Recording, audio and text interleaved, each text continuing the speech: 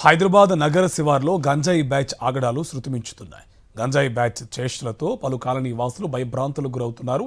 కారణం లేకుండా రోడ్డుపై వెళ్లేవారిపై దాడులకు పాల్పడుతుంది గంజాయి బ్యాచ్. హైత్ నగర్లో 1000 రూపాయల విషయంలో తండ్రి కొడుకులను తీవ్రంగా కొట్టారు. ఎదిరించిన వారి ఇళ్లలోకి వెళ్లి బెదిరించి కారులో నిర్మానుష్య ప్రాంతాలకు తీసుకువెళ్లి దాడి చేశారు. గంజాయి బ్యాచ్పై ఫిర్యాదు చేస్తే నోటీసులు ఇచ్చి పంపుతున్నారు పోలీసులు.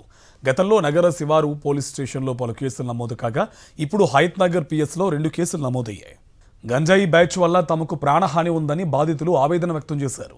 చిన్న చిన్న విషయాలను లక్ష్యంగా చేసుకుని తమపై దాడులు చేస్తున్నారని ఆవేదన వ్యక్తం చేశారు. గంజాయి బ్యాచ్ నుంచి తమకు రక్షణ కల్పించాలని బాధితులు కోరారు.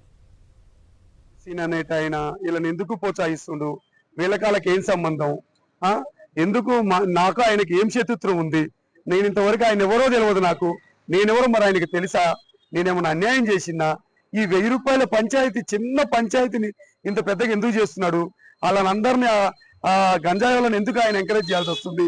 ఈ దీపావళి సంధి పైన ఈ బ్రిలియంట్ కాలేజీ పిల్లలకి, పోచంపల్లి చౌటుప్పల్లి పిల్లలకి ఫోన్ చేసి మా కొడుకు గురించి జులుపాలు ఉంటాయి, ఇట్లా ఈ బండి మీద తిరుగుతాడు, ఆయన అటాక్ చేయండి అని మళ్ళా కూడా వాళ్ళకు కూడా చెప్తున్నాడంట. మాకు ప్రాణహాని ఉంది, నాకు నా కుటుంబానికి పెద్ద మనుషులందరూ కలిసి ఈ గంజాయి పోరాలని ఇంటి చుట్టూ తిప్పుతున్నారు. నాకు ప్రాణహాని ఉంది. నాకు ఎవ్వరితో ఈ 45 ఏళ్ల వయసులో ఎవరితో, చిన్న పిల్లలతో కాదు కదా, ఎవరితో శత్రుత్వం లేదు. నాకేమన్నా జరిగితే మాత్రం నా కుటుంబానికి కానీ, నా కొడుకుకి కానీ, నా వాళ్ళకి కానీ ఏం జరిగినా కానీ వీళ్ళే కారకులు. అక్కడ వనశ్రీపురంలో రాకేష్ నాయుడు, చింటూ నాయుడు అనే వాళ్ళు కూడా అక్కడనే బతుకుతున్నారు. కానీ వాళ్ళు లేనిపోయిన పంచాయతీలు ప్రతి ఒక్కరికి ఎవరంటే వాళ్ళు వెనక ముందు చూడుకోకుండా అందరిని కొట్టటమో, అడ్డొచ్చిన వాళ్ళు అందరిని కొట్టటమో, అక్కడ ఎవరైతే చిన్నోళ్ళు షాపులు పెట్టుకుని బతుకుతారో వాళ్ళందరిని కొట్టటమో ఇట్లా చేస్తా ఉన్నారు. 2 సంవత్సరాల క్రితం నన్ను కూడా కొట్టారు.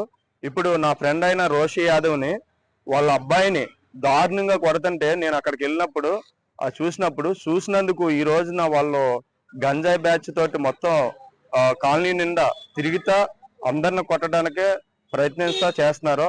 వీళ్ళందరినీ ఎందుకు ఎవరు ఎంకరేజ్ చేస్తున్నారని వెళ్ళినప్పుడు దీపావళి సందీప్ వాళ్ళ ఇంటి దగ్గర వీళ్ళందరినీ కాస్తున్నాడు.